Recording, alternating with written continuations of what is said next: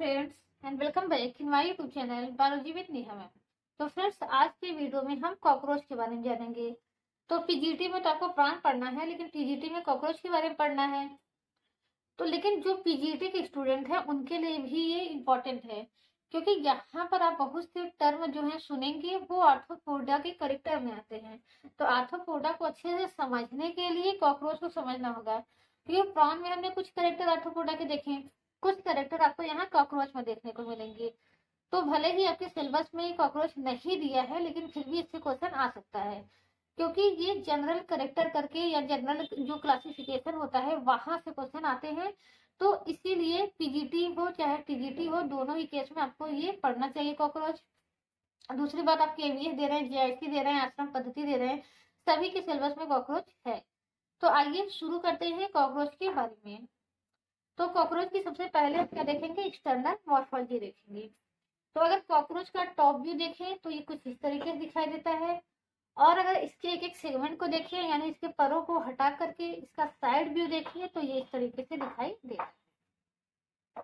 तो हमने बताया था कि आर्थ्रोपोडा का करेक्टर होता है कि आर्थ्रोपोडा बटे होते हैं किसमें, हेड में, थोरैक्स में और एब्डोमेन में। हेड, थोरैक्स और एब्डोमेन यानी सर, वक्ष और उदर, तीन भागों में ये बटे होते हैं। तो प्राण में क्या देखा था कि हेड और थोरैक्स ने फ्यूजन करके क्या बना लिया था, सिफेलोथोरैक्स।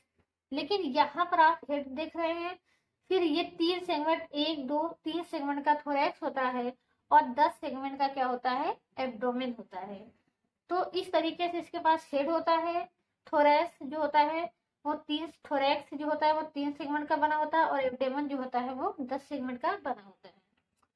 अगर हम देखें तो हर सेगमेंट पे, हर थोरैसिक सेगमेंट पे क्या होते हैं, एक पेयर लेग लगे होते हैं।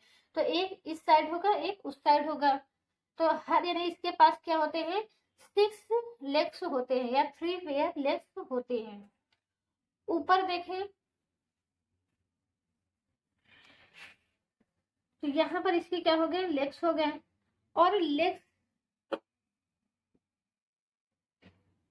ये यहाँ से यहाँ तक ये तीनों क्या हो गए, ये थोरैक्स हो गए। थोरैक्स 3 भागों में बटे होते हैं, प्रोथोरैक्स, मीसोथोरैक्स और तीसरा होता है आपका मेटाथोरैक्स, या इसको इसी तरीके से लिखते हैं मीसो, और थर्ड होता है मेटाथोरैक्स। और तीनों ही थोरैक्स पर क्या लगे होते हैं, लेग्स लगे होते हैं। विंग्स कितना होते हैं, 2 पेयर होते हैं। एक पेयर जो होता है जो कि मीसोथोरैसिक होता है, वो विंग क्या होती है, बड़ी होती है लेकिन उड़ने में सहायता नहीं करती। तो ये जो मीसोथोरैसिक विंग है इसको हम कहते हैं इलाइट्रा, इसको कहते हैं इलाइट्रा कहते हैं, या इसी को मीसोथोरैसिक विंग कहते हैं, या इसी को एक और नाम दे दिया जाता है टेगमिना, इलाइट्रा और टेगमिना। तो टेगमिना क्या होती है, नॉन फंक्शनल मीसोथोरैसिक विंग होती है। और एक पेयर विंग जो होते हैं वो मेटाथोरैक्स पर भी लगे होते हैं, जिसको हम सिंपली क्या नाम देते हैं, मेटाथोरैसिक या हिंड विंग। हिंड मतलब पिछला, और ये क्या करता है, उड़ने में सहायता करता है। तो इस तरीके से थोरैक्स कितने होते हैं, 3 होते हैं, प्रोथोरैक्स, मीसोथोरैक्स और मेटाथोरैक्स। हर थोरैसिक सेगमेंट पे क्या होता है, एक पेयर लेग लगे होते हैं, और मीसोथोरैसिक और मेटाथोरैसिक जो सेगमेंट होता है उस पे एक एक पेयर विंग्स लगे होते हैं। मीसोथोरैसिक नॉन फंक्शनल होता है जिसको इलेक्ट्रा या टेगमिना कहते हैं। मेटाथोरैसिक जो होता है वो फंक्शनल होता है जिसको हिंड विंग कहते हैं। तो जो आर्थ्रोपोडा है इसको क्लास इंसेक्टा में रखा गया है, और इंसेक्टा का करेक्टर क्या होता है कि इनमें जो होते हैं वो 3 पेयर लेग्स पाए जाते हैं और 2 पेयर विंग्स पाई जाती है। तो ये करेक्टर होता है आर्थ्रोपोडा का कि 3 पेयर क्या होंगे, लेग्स होगा, और 2 पेयर क्या होगी, विंग्स होंगी। तो इतना यहाँ पर समझ में आ गया कि हेड होगा, हेड में आई होंगी और माउथ होगा, फिर उस हेड के बगल में क्या होगा, थोरैक्स होगा, और इसके बीच में क्या होगा, एक पतला सा नेक होता है। फिर उसके बगल में क्या होगा, एब्डोमेन होगा, एब्डोमेन में क्या होते हैं 10 सेगमेंट होते हैं और हर एक सेगमेंट में क्या होता है कि स्पाइरकल होते हैं। स्पाइरकल क्या होते हैं, छोटे छोटे छिद्र होते हैं।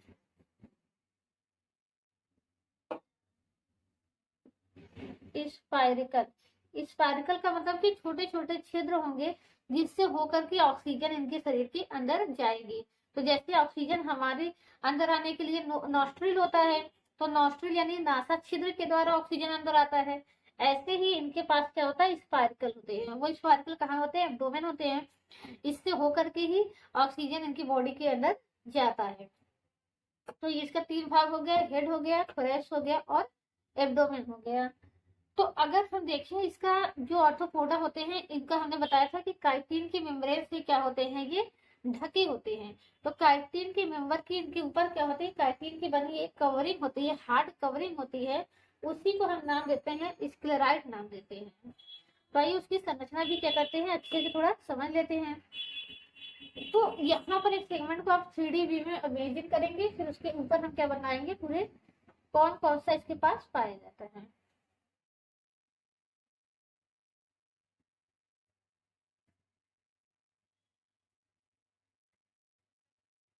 अगर इस सेगमेंट को हम देखें, अगर कोई भी इसका एक एक सेगमेंट है, तो उस सेगमेंट की क्या होगा, ऊपर कवरिंग अलग होती है, नीचे अलग कवरिंग होती है और दोनों साइड अलग कवरिंग होती है।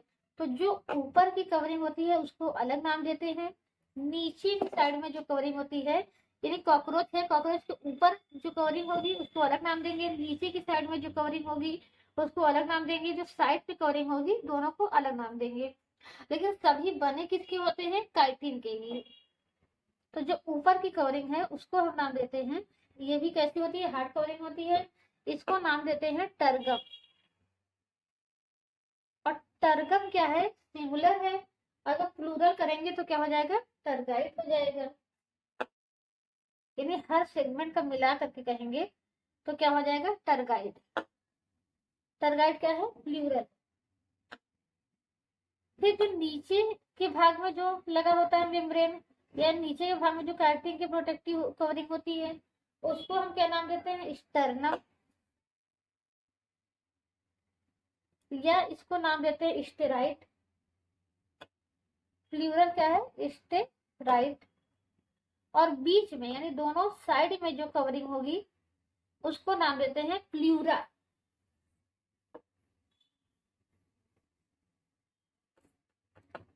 तो कवरिंग को हम 3 नाम देते हैं, ऊपर की कवरिंग का अलग नाम, नीचे की कवरिंग का अलग नाम और जो साइड की कवरिंग है उसका अलग नाम।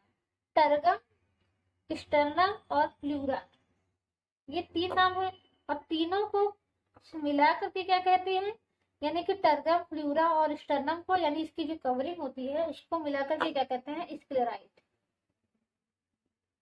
तो स्क्लेराइट क्या है कि कॉकरोच के ऊपर क्या होती है, काइटिन की बनी हुई एक प्रोटेक्टिव कवरिंग होती है, उस कवरिंग को हम कहते हैं स्क्लेराइट। ऊपर का जो है स्क्लेराइट होगा उसको टर्गम कहेंगे, नीचे के स्क्लेराइट को स्टर्नम कहेंगे और जो साइड का स्क्लेराइट होगा उसको प्लूरा कहेंगे। यानी अलग अलग जगह के स्क्लेराइट है उनको अलग अलग नाम देते हैं। अब होता क्या है कि ये थोड़े टफ होते हैं, कठोर होते हैं संरचना में और काफी जल्दी बन जाते हैं। तो इसका बॉडी एकदम टाइट ना रहे, जैसे कभी क्या होता है हम एकदम टाइट कपड़े पहन लेते हैं तो काफी असहज फील करते हैं, तो इसको असहज महसूस ना हो, ये थोड़ा फ्लेक्सिबल रहे, ऐसा ना रहे कि ये इसी की कवरिंग में ऊपर से नीचे से कवरिंग हो और उसी में ये जकड़ा रहे। तो इसके लिए क्या होता है, कुछ फ्लेक्सिबल मेम्ब्रेन पाए जाते हैं इन कवरिंग के बीच बीच में, तो जो क्या करते हैं उनको सहारा देते हैं। यानी जो ऊपर वाली मेम्ब्रेन है, फिर इसकी बगल वाली मेम्ब्रेन है, उसके बीच में क्या होगा, थोड़ा सा ये फ्लेक्सिबल मेम्ब्रेन होंगे, ताकि इसको हिलने डुलने में, फैलने में अगर जरूरत पड़े तो आसानी हो जाए। ऐसा ना हो इस तरीके से सिकुड़ कर इसके ऊपर कवरिंग बना दी जाए और ये फैलना चाहे फैल ना पाए। तो यहाँ पर क्या होती है, साइड में क्या लगी होती है, फ्लेक्सिबल मेम्ब्रेन लगी होती है जो कि इसको फैलने में सहायता करती है। तो ये फैलेंगे तो जब कॉकरोच फैलना चाहेगा तो फैलाव के कारण ये क्या होंगे, थोड़ा सा रिलैक्स हो जाएंगे या थोड़ा सा तन जाएंगे, तो वो क्या हो जाएगा, आसानी से फैल जाएगा। तो ये जो फ्लेक्सिबल मेम्ब्रेन होती है इसको कहा जाता है आर्थ्रोपोडियल मेम्ब्रेन। तो ये जरूर से लिख लीजिए कि आर्थ्रोपोडियल मेम्ब्रेन कहाँ होता है और किस काम में पाया जाता है। आर्थ्रोपोडियल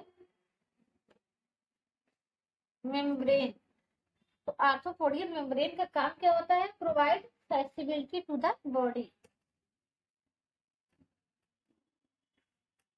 provide flexibility to the body,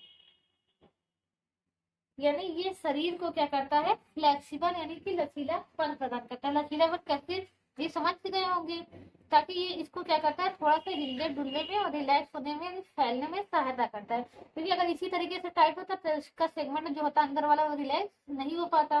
तो रिलैक्स हो सके इसके लिए क्या पाया जाता है? आर्थ्रोपोडियल मेम्ब्रेन पाया जाता है। यानी दो स्क्लेराइड जहाँ पे आपस में जुड़ते हैं वहां होता है आर्थ्रोपोडियल मेम्ब्रेन होता है। तो इस तरीके से ये हमने एक स्क्लेराइड देखा। तो इसी तरीके से इसके जो 10 एब्डोमेन है उस पे भी स्क्लेराइड होगा।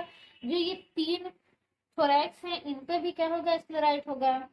और जो ये पहला सेगमेंट है जिसको हमने प्रोथोरैक्स नाम दिया था, इसका जो स्क्लेराइड होता है वो नेक को भी ढक लेता है। तो कॉकरोच में कभी भी नेक दिखाई नहीं देता है।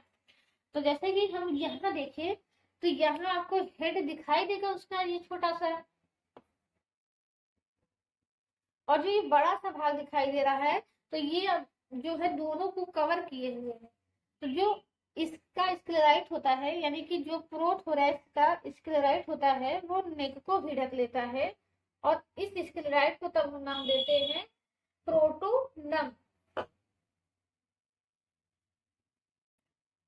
प्रोटोनम क्या है कि इसके हेड के बगल में एक चौड़ा भाग दिखाई देता है जिसको हम कहते हैं प्रोटोनम, जिसके अंदर क्या होता है? जिसके अंदर नेक होता है और प्रोथोरैसिक सेगमेंट होते हैं।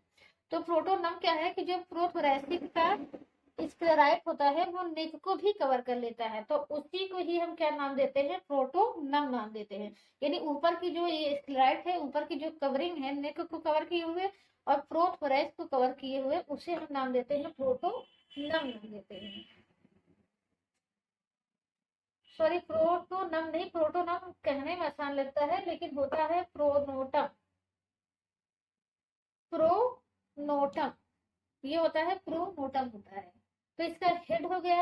हेड के बगल में हमें क्या दिखाई देता है? हेड के बाद में प्रोटोनम, फिर ये क्या है? मीसोथोरैक्स, ये हो गया मेटाथोरैक्स, मीसोथोरैक्स ये हो गया मेटाथोरैक्स, और यहाँ हमें दो क्या दिख रहे हैं? इलेक्ट्रा दिख रहे हैं। तो यानी ऊपर से देखेंगे इंसेक्ट को तो ये जो इसका जो हिंड विंग होता है ये नीचे होता है और इलेक्ट्रा से क्या होता है? ढका होता है। तो जब उड़ना होता है तो इलेक्ट्रा क्या होता है? किनारे हट जाता है, इसकी सहायता से ये क्या करता है? उड़ता है।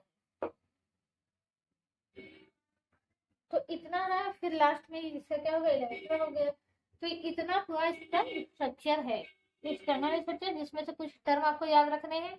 आर्थ्रोपोडियल मेम्ब्रेन क्या होता है, स्क्लेराइड क्या होते हैं, इलेक्ट्रा टिग्माइना क्या होता है, प्रोनोटम क्या होता है, इसमें स्पार्कल कितने पाए जाते हैं, विंग्स कितने पाए जाते हैं, और इंसेक्ट का हमने एक करेक्टर भी बता दिया। तो यहाँ से क्वेश्चन आते हैं और आई होप ये आपको अच्छे से समझ में आ गए होंगे। अगर कुछ समझ में नहीं आया है तो प्लीज कमेंट करके बताइए, हम जरूर रिप्लाई करेंगे। और वीडियो को पूरा देखने के लिए आप सभी का बहुत बहुत धन्यवाद। Thank you so much.